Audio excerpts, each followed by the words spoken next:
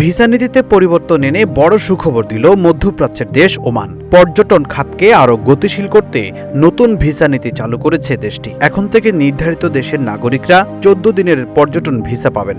বিনামূল্যেই এই সেবা মিলবে বলে জানানো হয়েছে গালফ নিউজের প্রতিবেদনে। প্রতিবেদনে বলা হয়, স্বল্পমেয়াদী ভ্রমণ সহজ করতে বিদেশিদের বাসস্থান আইনে সংশোধন এনেছে দেশটি। নতুন বিধান অনুযায়ী যোগ্য দেশের নাগরিকরা কোনো ভিসা ফি ছাড়াই 2 সপ্তাহ ওমানে অবস্থান করতে পারবেন। দেশ জুড়ে যে কোনো কেনাকাটায় 10,000 টাকার বেশি অফার, তাই পেমেন্ট মানেই বিকাশ। আরও একটি গুরুত্বপূর্ণ বিষয় হল 14 দিনের ভিসার মেয়াদ শেষ হওয়ার আগে নির্ধারিত শর্ত পূরণ ও প্রয়োজনীয় ফি পরিশোধ করে এটিকে অন্য ধরনের পর্যটন ভিসায় রূপান্তর করার সুযোগও থাকবে। রয়্যাল ওমান পুলিশের সিদ্ধান্তে এই পরিবর্তন আনা হয়েছে।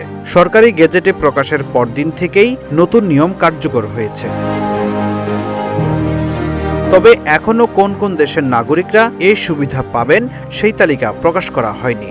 ওমান কর্তৃপক্ষ জানিয়েছে, নির্ধারিত দেশগুলোর নাগরিকরাই এই সুবিধা ভোগ করতে পারবেন। এখন প্রশ্ন হলো, বাংলাদেশ কি সেই তালিকায় থাকবে? সেটি জানতে অন্তত অপেক্ষা করতে হবে ওমান সরকারের আনুষ্ঠানিক ঘোষণার। ফখরুল ইসলাম, ইত্তেফাক নিউজ।